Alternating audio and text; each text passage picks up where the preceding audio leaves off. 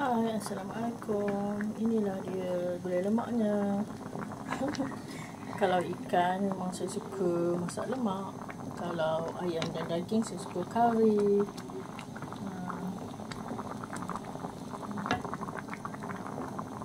Kena gaus orang Perak kata timbuk. Kena ni lah, macam ni selalu, supaya dia jangan pecah minyak. Especially kalau you all ni buka api besar. Macam sekarang agak api besar saya nak slow sikit.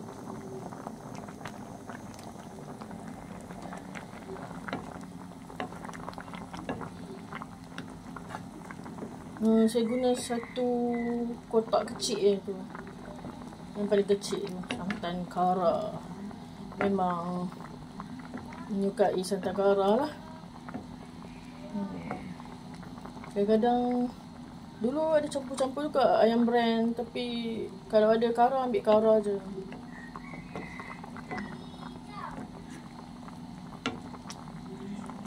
Tak banyak sangat ikannya. Mana taknya satu yang besar tu saya belah dua. Nak jimat korang. Okay guys, ini dah masak dah ni. Sebab tadi kan terendam buka api juga. Saya kan masuk air dulu. Lepas tu memang passion saya masak macam tu. Letak air dulu, lepas tu baru letak santan. Sebab kalau santan saja memang tak cukup lah. Dia tambah air.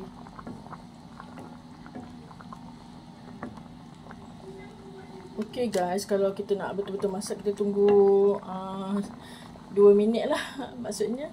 Okay, 5, 6, 5, 7. Kita tunggu dan kita tutup api. Okay guys, dah 2 minit dah video ni. Lebih sikit tak apalah, sebab saya nak confirmkan dah masak ke belum.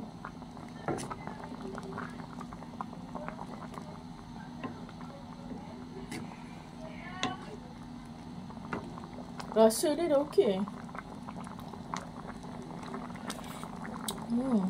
Cukup rasa masam, pedas, masin dia pun okey.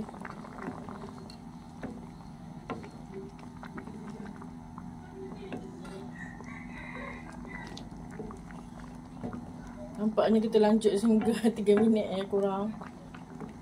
Tak apalah, betul-betul masak lah. Walaupun saya panaskan tadi dengan air, saya risau juga mentah.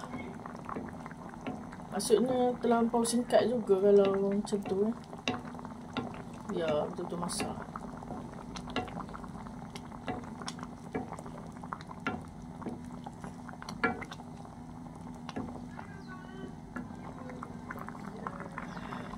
Okay guys, cukup lah. Bye, cepat makan.